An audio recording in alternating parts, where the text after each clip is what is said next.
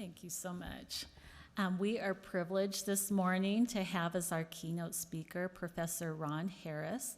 Ron Harris is a professor of geoscience at Brigham Young University. He holds the degrees of Bachelor of Science in Geology from the University of Oregon, also a Master's of Science degree in Geophysics from the Alaska Geophysical Institute, as well as a PhD from the University College London, UK. He is founder of In Harm's Way, a nonprofit formed to save lives through accurate forecasting of natural hazard events, coupled with effective communication to those most at risk and the implementation of disaster mitigation strategy. That's a lot, huh? He is married to Deb, who is an archaeologist. That's cool. They have 4 boys and 14 grandchildren. A motto he espouses is an ounce of prevention is worth a ton of relief. So we'll turn the time over to Professor Harris. Thank you. Thank you very much. Sorry to be starting on Mormon Standard Time. My Google Maps sent me way over somewhere else, and I had to kind of figure out how to get here. I guess it hasn't been updated yet. You guys are so new, you don't exist in terms of what Google Maps thinks. And also, because of that, when I first looked up where the place was, I thought it was up on Traverse Mountain somewhere. And so some of my talk is geared towards Traverse Mountain. So that part, we'll just skip through those slides, okay? Because there's a very different series of hazards that they are dealing with, especially landslides, if you've seen any of the recent coverage of what happens to those homes up there. And so, let's see. I need to do this right here. There we go. So I put the no fear part on that house, but they could have put it up there as well. As soon as they built that house, they could have easily just put no fear on there because of 2 reasons. They understood the risk that they were in, and they mitigated it. They reduced the risk by using knowledge as to how to protect themselves from the worst that nature could bring. In this case, this was a hurricane. But they knew if they built their house on a still, then the wave surge or the storm surge would just go right through that lower floor. We've had lots of studies done on how to survive a hurricane. And those other homes, probably already built before most of the knowledge was available, but yeah, we can live with natural hazards. They don't have to claim our lives or our property if we use evidence-based methods for mitigating hazards. So what I'd like to talk about today,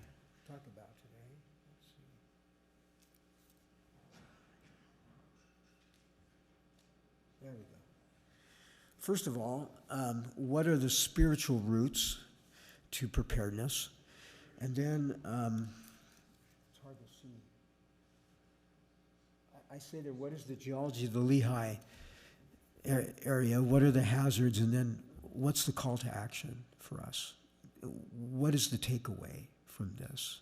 What do you need to, something that you can do so you could have no fear? Everybody's like, don't scare the audience. I'm like, that's the last thing I want to do is stir up anxiety and fear. What I want to do is empower you to live with no fear. And whether we have a crisis or whether we have a disaster is our choice. If we meet the crisis unprepared, we have a disaster. If we meet the crisis prepared, we just have a crisis. We still have earthquakes, we still have floods, we still have other things, landslides and so on, right? But if we're prepared, then they don't need to become a full-scale disaster. So it's good for us to know that. So I want you to think about the redeeming power of preparedness.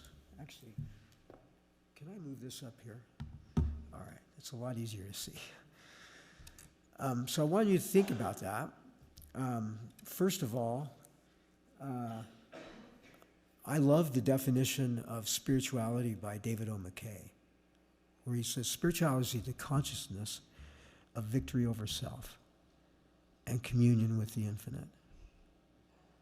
You think about that in terms of preparedness and the consciousness of victory over self. What do we, when we focus on preparedness, what we're doing is we're trying to overcome the natural man tendencies of, it's not going to happen here. It can happen other places, but it's not going to happen here, right? That's called denial. Or another one is, yeah, it might happen here, and eventually I'll get around to doing something about it. The natural man tendency of procrastination. Or, all I need to do is take care of myself. I don't need to worry about anybody else. That's the natural man as well, where the gospel teaches just the opposite. That even though you're okay, you don't have fear, there's lots of people that do, that you can help. I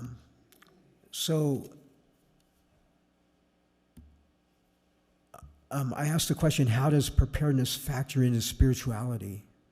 And I think the best way we can answer that question, for me, the way I believe, is that we can receive personal revelation. The gospel helps us to receive that for the caring of others. That means our immediate family. That means our neighborhood. And it goes way beyond. We've saved thousands of lives in places in the world where there's a lot more geological hazards than we face here.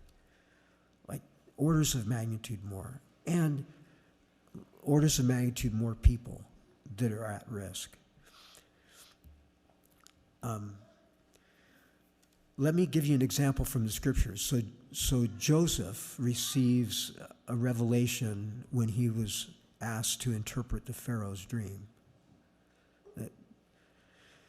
A symbolic answer to his wanting to help. Where essentially he knew that he needed to have 7 years of preparing for this drought that was coming. It would be great if we knew exactly, you're going to have an earthquake in 7 years. It would be so nice, right? Because then there's immediacy, and we like immediacy. It motivates us, right? Gets us off the couch. And the problem is, with most of these hazards, we don't know when. We know what's going to happen. We know where it's going to happen. We just don't know when. And I think it's designed that way on purpose. You think of the 7 virgins, right? Is it 7 or 10?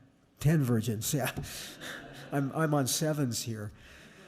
You know, some of them were like procrastinating. It's not going to happen yet. You know, and they didn't do the preparation in advance. And then when the time came, the ones who had, they couldn't help them. I mean, once the ground starts to shake, forget about doing anything about preparing for the earthquake.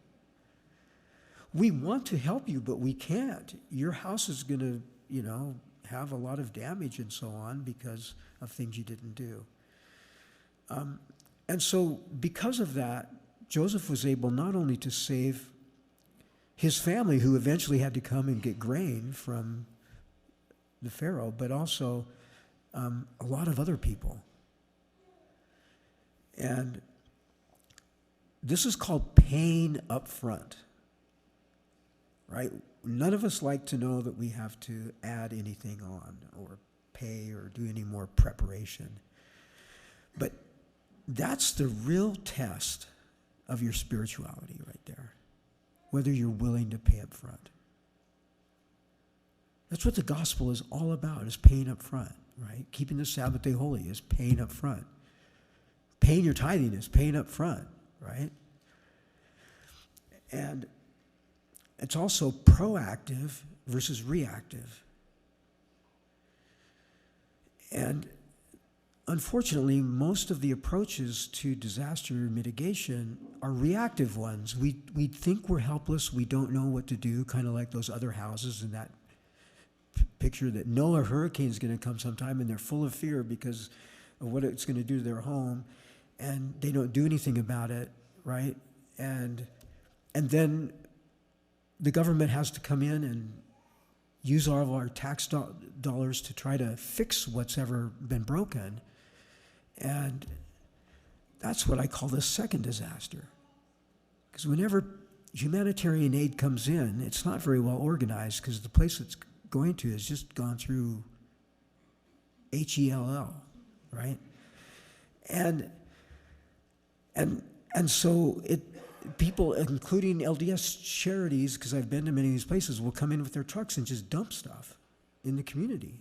Free stuff that affects the economy, that causes a second disaster, where the self-reliance of the people goes down. So proactive is very important. Think about the brother of Jared, right? There was a crisis. He needed help. He sought personal revelation. And this is what the Lord said. The winds have gone forth out of my mouth, and also the rains and the floods have I sent forth. Not the devil, right?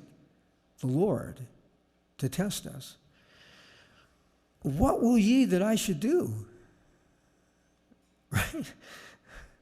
He's putting the burden of this back on us. Come on, use your creativity, use your motivation, use your personal revelation, and decide what you need to do to protect yourself. And I will help you. I will support you in that.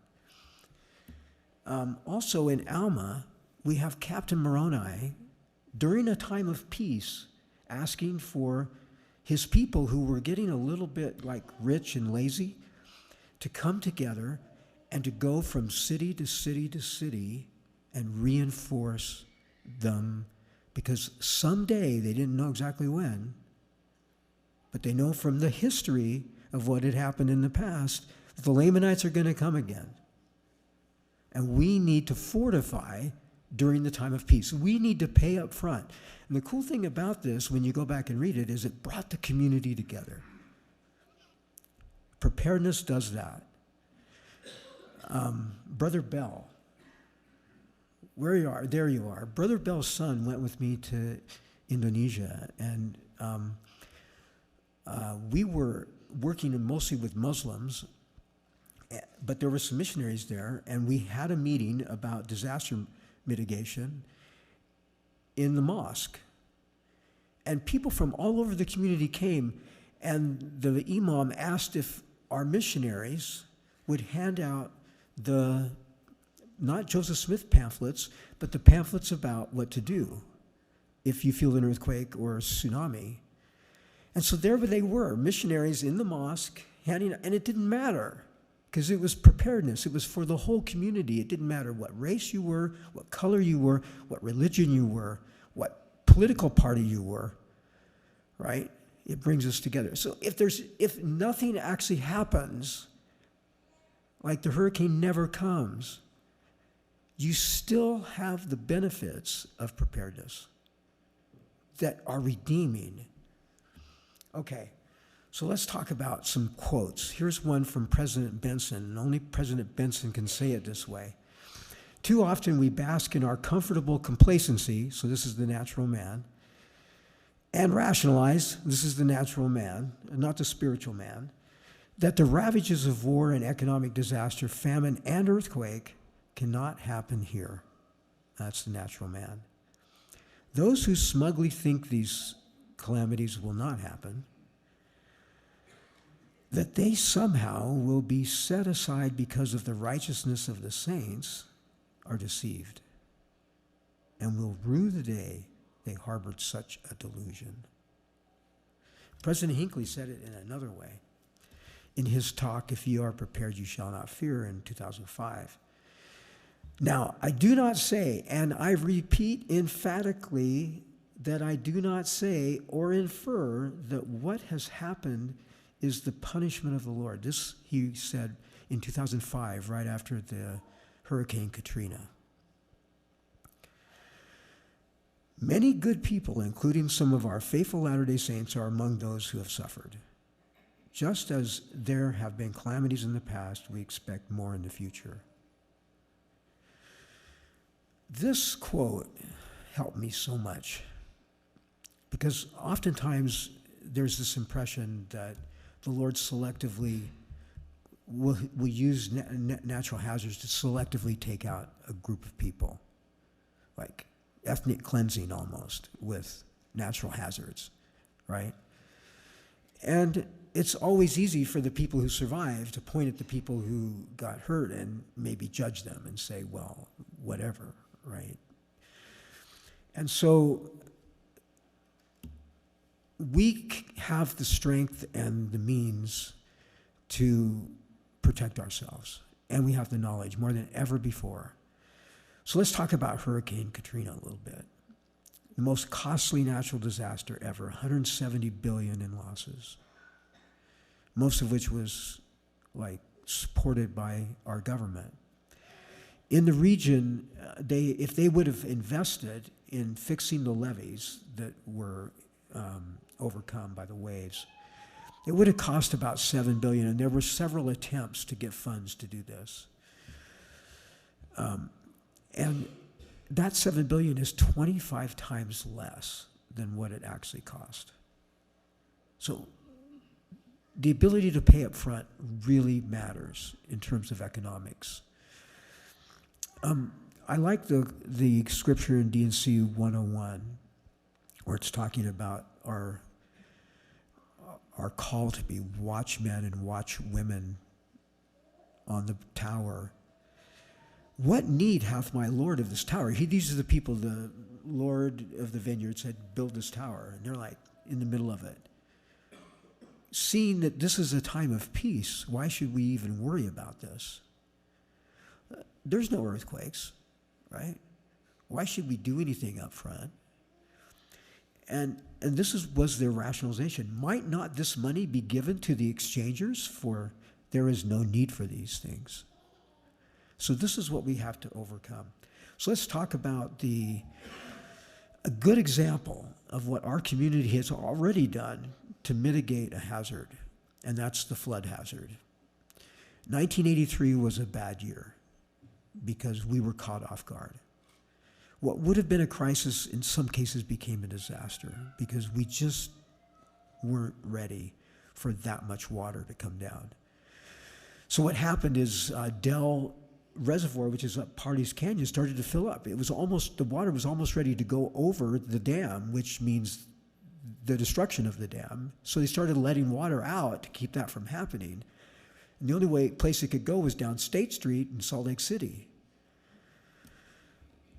And Foothill Drive in Provo.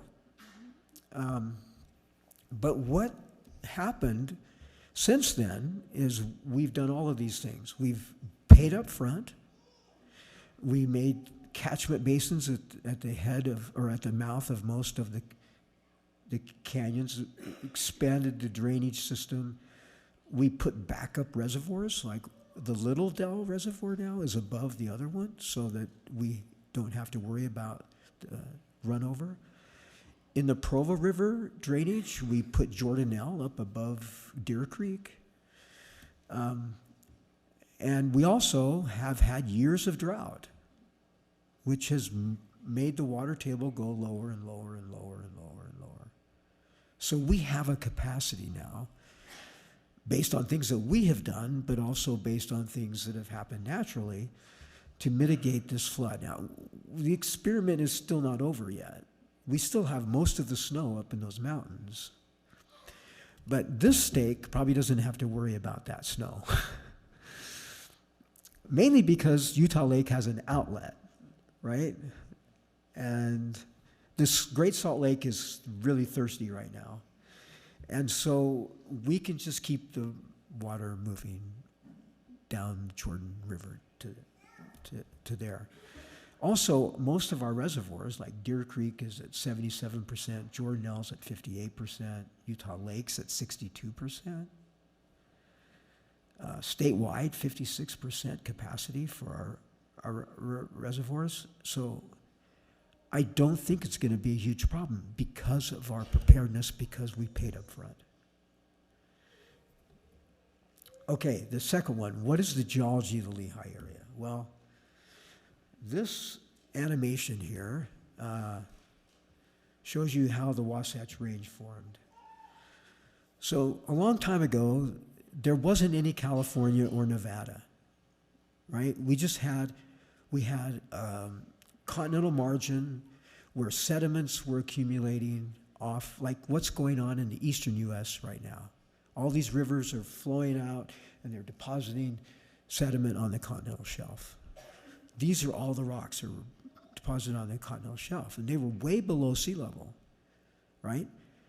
And we have different names for them, but this one in the middle, this green one, the Manning Canyon Shale, that's a very dangerous layer because it's made out of mud, essentially. So it's really, really weak. It causes lots of landslides and all kinds of things. Then what happened is California and Nevada arrived, and they smashed into the western edge of North America. And this is what they did to the, I should point there. This is what they did to those sediments. They lifted them out of the ocean and made the Rocky Mountains. And then the plate configuration changed and the mountains collapsed. And that's what they're still doing right now. You can see this big fault that's offsetting the layers. And in the space that it's creating, there are sediments accumulating that are eroding off of the range. You can see that green layer cannot support a cliff. And so it makes this bench. We can see that bench. We look up there to Temp, and there's mountains that come up, and there's a big bench, and then there's the rest of the mountain, right? And the problem is, when that basin was formed, it was a perfect place to build a city. And I think people misunderstood Brigham Young when he was up there, like coming out of Immigration Canyon, and supposedly said this is the place, right? Well, they misunderstood him, thinking this was the place to build. And what he was saying, this is the place there's going to be a huge earthquake someday. Yeah, I think so. I think that's what he was saying. And then he went back to and when he wakes up, it's too late. Everybody's already, built their homes, and okay, we need to make the best of it. So that's the thing. We need to learn how to live with the hazard. It's not an option to move everybody out of here. Even back then, right? And so you can see here that I show where BYU is and where the Wasatch Fault is, and there's a big terrace that the Lake Bonneville made that's been offset by the Wasatch Fault. And we know how old the terrace is. We know how far it's been offset, so we can calculate what the rate of deformation is and use that to make predictions. So this is the talk I was going to give for the Traverse Ridge, but because of this big, huge offset between the rocks, we have a very steep slope called the Wasatch Front. But really what it is the Wasatch Fault. So whenever you hear Wasatch Front anymore, just substitute fault for it, right? Yeah. It's going to be a nice day on the Wasatch Front. It's going to be a nice day on the Wasatch Fault, which we all live on. Okay? And because of that steepness, there's lots of huge landslides. Like the entire point of the mountain is a huge landslide that came from way up high on near where Alta ski area is and moved 16 kilometers down to where it rests right now. This is a better view of what's going on. We call that a mega landslide. And all of that material there, you can see how much it's being built on, is just landslide material. It's the worst possible thing you can build on. I mean, just, I don't know, a few weeks ago, we had a couple houses just completely collapse off of that ridge. Okay, so what natural hazards face Lehigh? Let's do the checklist. Hurricanes? No. Tornadoes? No. Volcanoes? No. Avalanches? No. Floods? And there's no avalanches and landslides that are going to hit us here. Floods, I put gray. Because we still don't know the results of what's going to happen to all that snow yet. And it depends on what the weather does. If it's really warm, like it was in 1983, they were accumulating snow until mid-May. So the snow was getting deeper and deeper and deeper until like this time of year. And then it turned 90 degrees and stayed there. And it overwhelmed the system. And so this will be a good test of how well we've prepared. Obviously, we'll find places where we need to do more work. Wildfires? Up on the Traverse Ridge, yes, there are wildfires up there. Down here, you don't need to worry about wildfires in terms of lots of trees and so on. You'll have like brush, grass fires, but landslides down here, no. Earthquakes, yes. That is the primary thing you need to worry about. If you want no fear, you need to worry about what's going to happen with earthquakes. We had a shot over the bow in 2020 when we had the Magna earthquake. It was only like a 5.7 or so, right?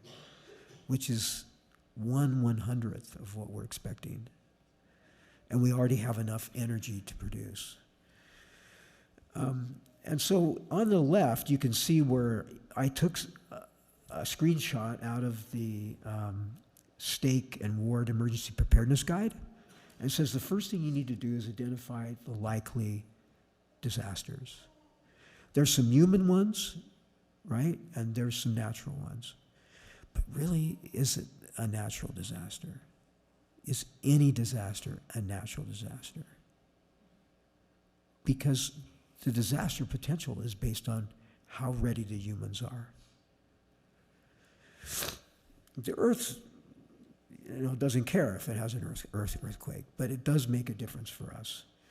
So let me skip through these slides. So what is the earthquake risk? So the second thing on that Stake and Ward emergency preparedness thing is to gather critical information. That's why I'm here, is to give you some of that and to point you to sources where you can get more. Why do we have earthquakes on the Wasatch Front? Well, it's because of that animation I showed you. So that arch there is the building of the Rocky Mountains, but then what happened is you can see these arrows on the left. Here, let me see if my pointer will work. I don't see where it is. We have the Pacific Plate sideswiping North America along the San Andreas Fault. And what that's doing is it's pulling, as you can see, those arrows are pulling material away they're pulling material to the northwest. And so that deformation goes all the way eastward to the Wasatch Front. The black line there is the Wasatch Fault. And so all of that to the west is like a big landslide, like you can see in the lower right. The lower right shows that the mountains have now collapsed into a whole series of basins and ranges and basins and ranges. And that deformation is still happening. You can see, I don't know how well you can see. It's pretty small, but there's earthquakes, like up near Yellowstone, a 7.5. There's a 7.3 near Bora Peak. There's, in the Basin Array, 7.3 in 1932, a 7.2, and you can see it's still deforming. Each time one of those faults slips, it creates one of these earthquakes. So this whole area is still active. Okay? So one of the papers that I published once I got here was taking measurements of how active it is. We now have the technology to actually measure how the plates are moving. So what we do is we go out to where there were survey benchmarks. You've probably seen these, like on tops of ridges or mountains or whatever. These are surveyed in with high precision. And that little dot in the middle of the triangle is what my student is looking through that. This is the GPS antenna we set up. And he's looking through that and placing that antenna exactly on that little dot, which is a millimeter in diameter. And then we go back several years later and we do the same measurement again and see if anything has changed. And this is what we found. We found that all of those little squares, which are on the east side of the Wasatch Fault, where the mountains are, none of them were moving relative to one another, or relative to St. Louis, or relative to Miami, or relative to New York. That essentially, the Wasatch Fault is the western edge of the stable part of North America. If you go to the west of the fault, all of these little benchmarks are moving westward, like a spring. Okay, and we know the rate now, that they're moving about 2 to 3 millimeters a year. You're like, 2 to 3 millimeters a year, that's quite not very much. But when you think that it's been over 1,300 years since the last earthquake in Salt Lake, that's 2 to 3 meters of stretching. That's the potential.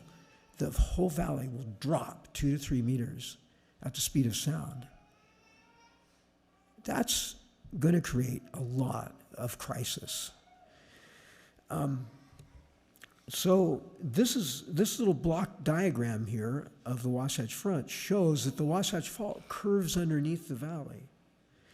We call this the Salt Lake Valley, and when we think of valleys, we think that streams make them, right? Like the canyons up in the... Salt Lake Valley is not a stream-created valley. Salt Lake Valley is a rift valley created by deformation of the Earth's crust with thousands and thousands of earthquakes each time it moves. So we live in a rift valley. So now what I want you to do is predict an earthquake. So we'll say that brick right there is Utah Valley, okay? And the spring is connected to the San Andreas Fault, which is moving the edge of Western North America to the northwest. Okay, and I want you to raise your hand when you think that block's going to move. Okay, we'll see how good you guys are. I'm trying to find my pointer here to start that. Let me just get out of this for a second. There we go. Okay, I can't see my pointer when I'm on presentation mode, so I'm just going to do it this way. Okay, you guys ready? There goes the spring.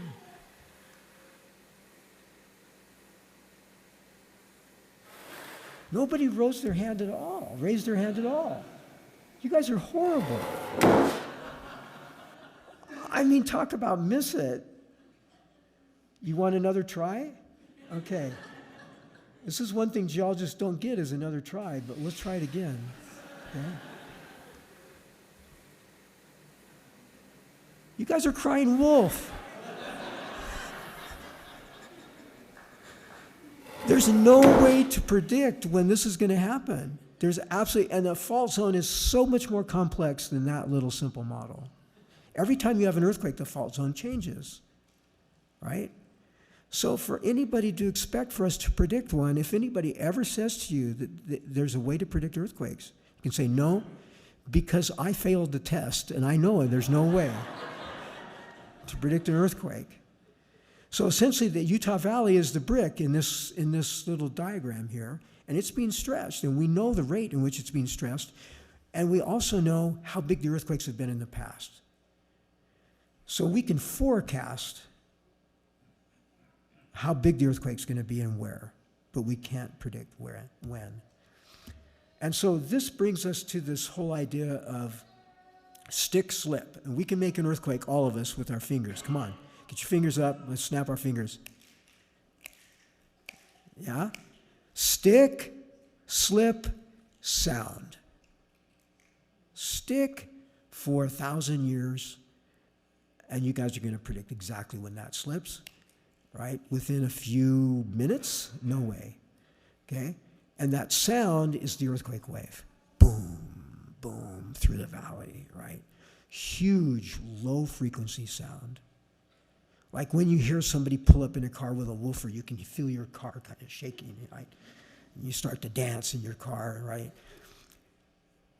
Think about that. When it's the frequency of like 0.1 hertz, how big that woofer sound is going to be. That's what happens during an earthquake. Okay, so the key then, I got to go back here.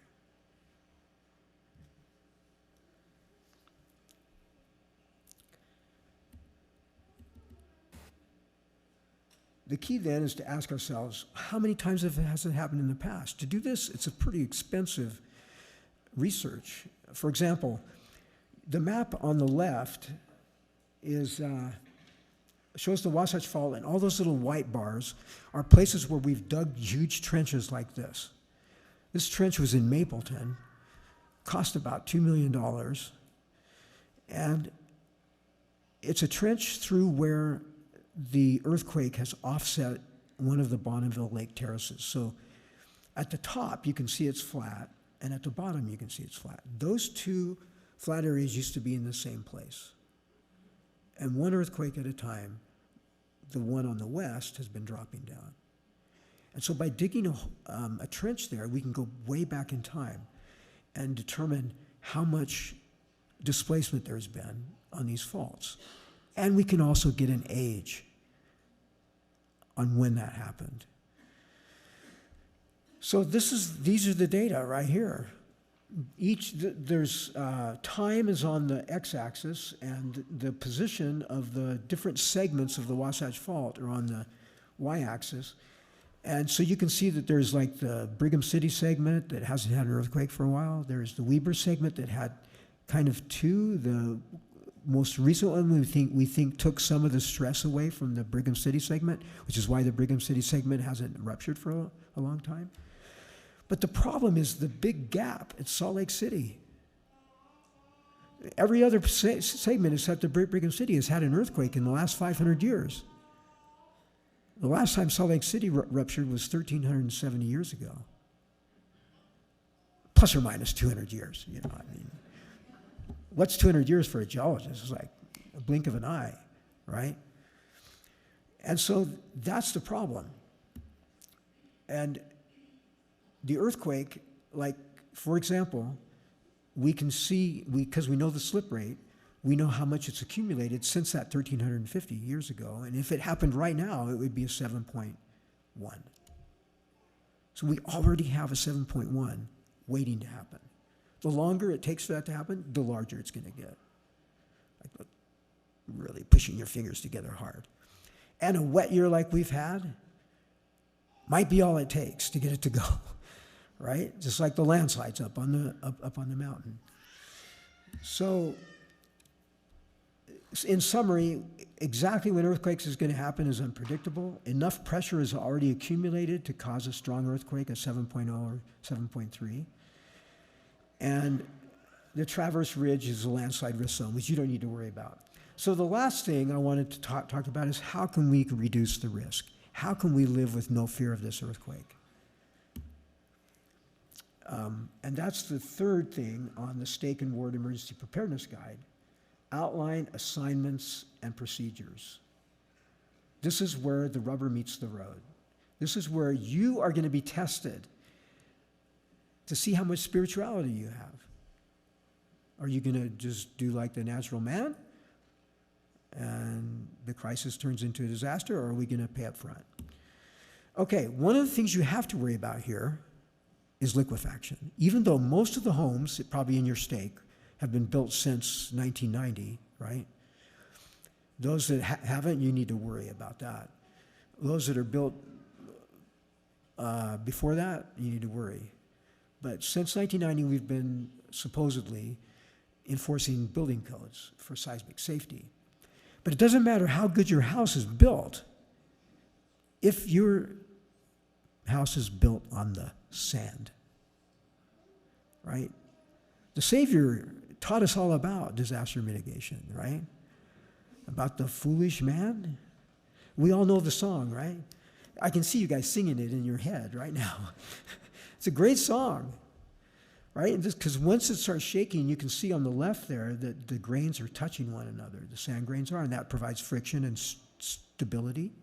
But once those grains start moving, the water, which is under pressure from that, squirts in between the grains, and it turns into essentially a liquid slush of sand, which means that heavy things will sink into it, and light things like gas lines will rise and smack and tear and break.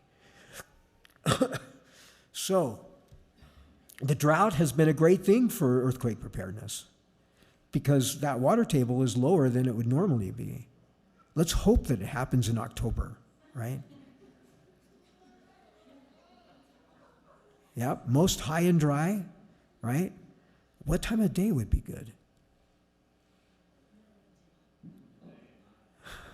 You guys got to think about this. What am I going to do if I'm flying down I-15 at 80 miles an hour? And all of a sudden I-15 starts going like this, right? Or what if I'm in this room in my house? What if I'm in that room in my house? What if I'm at the church, right? This building is new. It's been built to seismic code. You guys are lucky because most of the churches around the valley have not been built to seismic code. This shows the liquefaction danger map. I can see that you guys right over here are in the orange. Would you agree? Maybe, yeah, right in that orange area. You can see the Jordan River there in the north. And so you have to worry about that. What do you do about it? Well, this is what you do about it, okay? First of all, if you have bad buildings, you tear them down. So these are some examples of what the church and BYU has been doing. They have definitely been paying up front. This right here, I had a meeting with President Hinckley. I said, the Deseret Towers at BYU we now call them death trap towers. And President Hinckley gave the order, and they came down, and we built new dorms. That cost a lot. Look, the backhoe's even happy about it. See the smile there? These are the new dorms right here, built to seismic code, protecting our students. We also have this problem with the Harris Fine Arts Center. No relation to me, because I would have never built it like this, right? So this just happened 2 weeks ago. That's the Harris Fine Arts Center. This is what it would have looked like after the earthquake, right? But we're making sure that doesn't happen by ripping it down. I want you to see what happens when you don't have shear walls. Right here, watch what happens. Ooh, no strength in those walls at all. I had a hard time. Anytime anybody invited me to go to a play or a recital or anything there, I would just be like, I had fear. I couldn't wait to get out, right? Okay, so that's the first thing, but that's nothing that you guys you can help to make sure your schools are built to seismic code. And if they're not, they need to come down. And new ones need to be built because retrofitting them can oftentimes cost more than just a rebuild. For example, I worked with Patty Henwood. My grandson was going to the school, and it was built in 1965. And working through the PTA, we were able to get that redone. And when the bulldozer hit it, it went boom, boom, boom, boom, boom, boom, boom, boom, boom. It was a death trap. Now there's a new school there. And we've been doing this throughout the valley. But what you need to worry about are these, the non-structural hazards.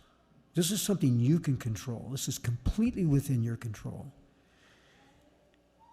What if you were in that room right there and your gas line or your water heater, because it wasn't strapped, like ripped off the wall, the gas line was broken, and as the water heater's like hopping on the basement sparks and you got a fire, you're in that room, there's no way you can get out because those bookshelves have fallen right in front of the door, right? Or let's say you're in your study and you have these beautiful bookshelves and one of your grandkids is playing there next to you and these fall on them. Or one of your children, right? Here's a little information video that we did.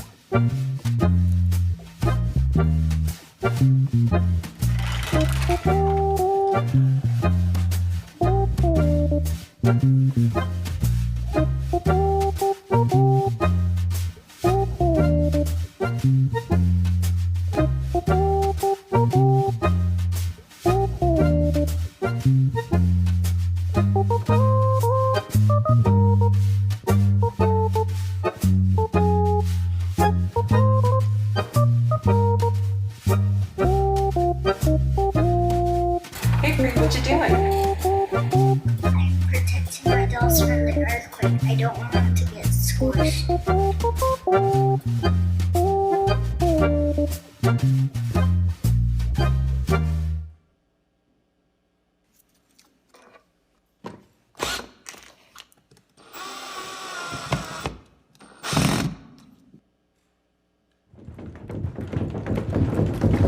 Bree, get under the table!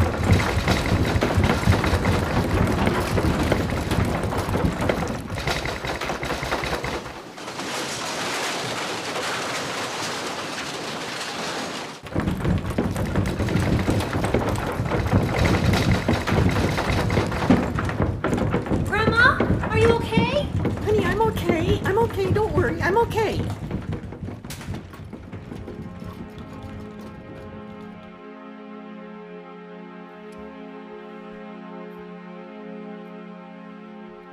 $50 for the materials, 3 hours or less of time, and you can make your home non-structurally safe.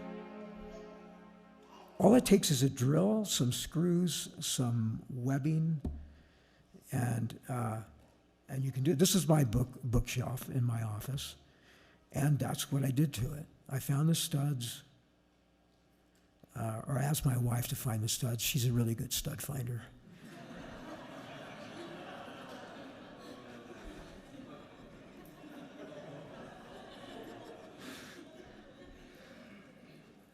So that's my bookshelf. This is my mother-in-law's grandfather clock. You can see we just found studs and secured it, right? This is her favorite china cabinet with all this stuff in it, right? Very fragile. So you can see there, we strapped the china cabinet to the wall, and we used earthquake putty for those things that are on top. You just put the putty on it and you turn it like 45 degrees and it just sticks. You can do this to the china cabinet, and those things on top are not coming off. And the stuff that's in the china cabinet, we also were able to do this. She was so freaked out. I go, you got to watch the demonstration. She said, all these beautiful things. We used museum gel on the glasses and so on. I took that china cabinet and went like this, and she's like, no, no, no, no. Not one thing moved, right? And she's like, this no fear smile. I don't have to fear anymore. Okay? Well, we've got some videos on a YouTube channel that you can go look at that tell you exactly how to do this. What materials you need, what to do. It's called Quake Busters Space Team, right? And I think the other thing that you need to do is have there's two things. Secure the stuff in your home, and the other thing is to survive the earthquake in the first place, and that is you need an earthquake alarm. In most of the western U.S., like California, Oregon, Washington, they have actually a government-based earthquake alarm, because when an earthquake occurs, it sends out 2 waves. The first one is really fast, but it's not very high. The amplitude is not very high. But an earthquake alarm will sense that. It's like lightning and thunder, right? The lightning comes, and then this sound wave is going a lot slower, and the P wave, or the primary wave, goes fast, and you can detect it. And then the S wave, which is the wave that moves everything, secondary wave, comes and causes the damage. But you have a little bit of time, depending on how far you are away. The closer you are to the epicenter, the less time you have, right? Because those two waves are initiated at the same time, and one just outpaces the other. Okay, this demonstrates it right here. So this is a model for, whoops. Come on. Oh no. I didn't connect it to the video. Anyway, it shows the P wave and the S wave coming due to the earthquake. These earthquake alarms, I don't know, they're like $40. It's a pendulum hanging between two sensors. And you try to get it as close to that as you can. You put it in a place like a load-bearing wall in your home. And you play with it so that it's not going to go off when somebody runs down the hall or something. You get it. And then when an earthquake comes, it touches that and an alarm goes off. This is what it's like. Here, let me show you. We should have these in every home. We should have these in every schoolroom. Think about it. All the school kids would have to do with 40 students for one teacher that we have in Utah, right, is to bring $1 to class. We could get an earthquake alarm, not just for that class, and all the teacher would have to do is go over and flick it with a finger, and you can have an earthquake drill in your classroom. Students get used to hearing that sound. That's the earthquake drill sound. We have fire drills like, until you get so sick of them, you don't even want to do one anymore. And when was the last time a school caught on fire? Yeah? Earthquakes are what's going to cause more damage than schools. A fire could cause damage to one school. An earthquake could cause damage to the whole region of schools. Okay, so what I'm going to do is show you how this thing works here.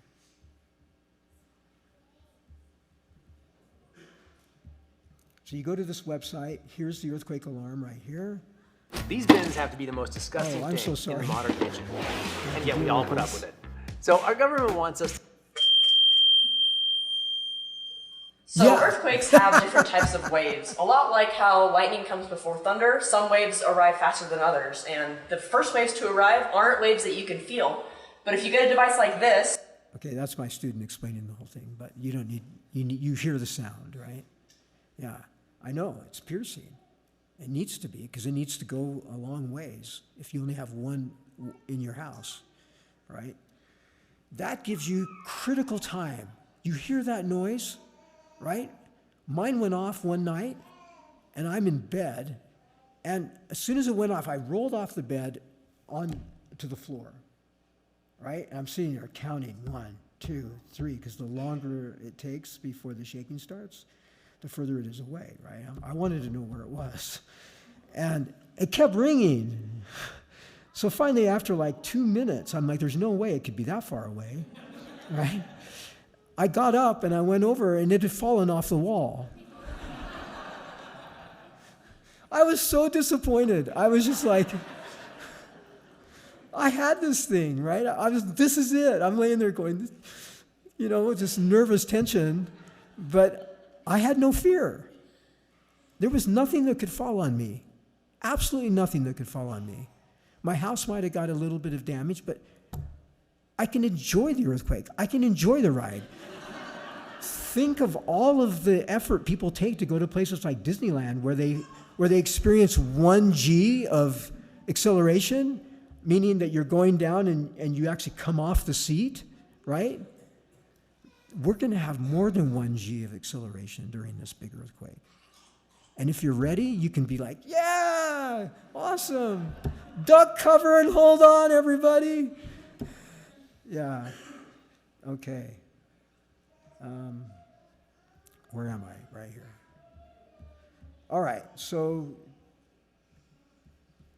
the last thing in this stake and ward emergency preparedness guide is to outline assignments for people. These correcting non-structural hazards in your home is a great elders quorum project. Elders love to have drills, right? And screws and like hammers and stuff like that. And then you can have the women be the stud finders, right? Okay, that joke didn't work as well the second time as it did the first. Okay, questions? Yeah. You said if during the nighttime, if it was a big earthquake, you just rolled off your bed. Mm-hmm. Did you roll under anything? Or I didn't want to get under the bed in case something fell on the bed and it would squish me, but it creates this little zone of protection. But one thing you cannot do, because I've been in lots of earthquakes in Indonesia where I work, one thing you cannot do is like stand there while the earth's shaking and go, huh, where should I go? Right? so don't stay in bed. Don't what? Don't stay in bed. You know. Oh, well, something could have fallen on me if I'm in bed, right? But if I roll to the side, it falls. It's going to fall on the floor and the bed, and there's this little area here for me to be protected. But there's no way I could get up, put my slippers on during the earthquake, and say, I'm going to go stand in the door jamb. Forget the rest of the family. This is my door jamb. Isn't that a ridiculous thing? It's been completely debunked by the Red Cross and everybody else. I don't know how it ever got started. A lot of times, in fact, I talked to a returned missionary once who was in a earthquake in Guatemala, and his companion died because he got in the door jamb, right? And the door jamb failed and just squished him. He's standing there holding on, and all of a sudden, it fails. Yeah, we just had an earthquake with the microphone. So, you want to duck, cover, and hold on wherever you are. And you can roll during an earthquake or crawl during an earthquake, but you can't run. When you run, it puts you at a lot more risk. And your first reaction, right, is to run. If you're close to a door and you can get out of the building, do it, right?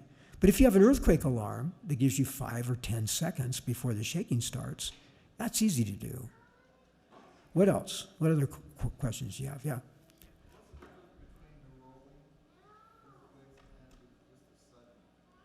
Rolling, and what was the second one? Oh. So when the earth deforms, it's going to drop like this, but that drop creates a huge shock wave. And that's what the earthquake is, the rolling of the shock wave through the earth. You can actually see it, if you're in the right place at the right time. You can see stuff go up and go down like the rolling of big waves. Yeah.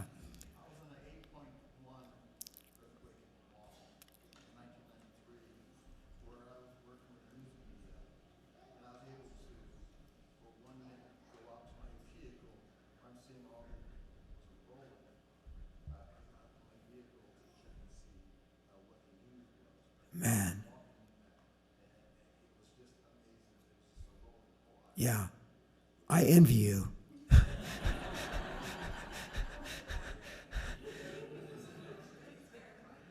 This is the thing. When it rolls, it's a horizontal movement. And that's why the homes, which are built for a large vertical load, like a really hurricane-proof roof or something, they're at risk if they don't have shear walls like this.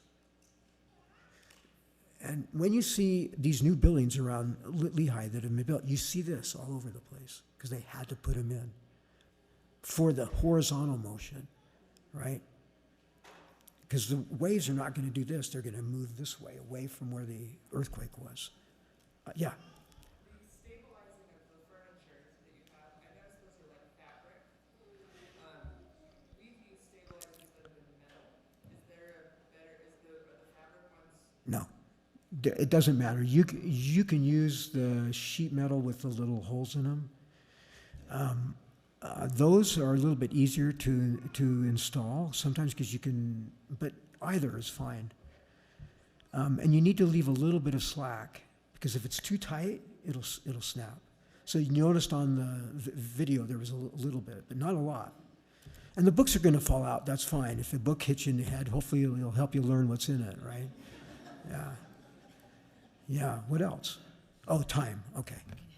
Oh, I'm sorry. We're gonna have to move on. Yeah. I'm so That's all sorry. right. Oh, You guys oh my can ask me gosh, this questions is, afterwards. this is, he will be available for more questions. We need to get to our classes. Teachers and hostesses, I think we're gonna go to like the quarter after, kind of do a 15-minute. So when you look at the schedule, kind of put it 15 minutes ahead. So the next class will start at 10:15.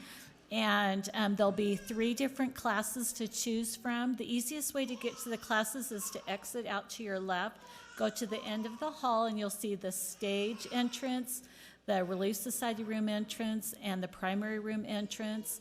If you choose not to maneuver stairs to the stage, there is a ramp in the cultural hall that goes up to the stage. And we're going to thank sincerely Professor Harris for this wonderful, he said that he would be here unless there was an earthquake. So we are grateful that he came and we could be pre-prepared. And so we're going to go ahead and dismiss and enjoy a great conference.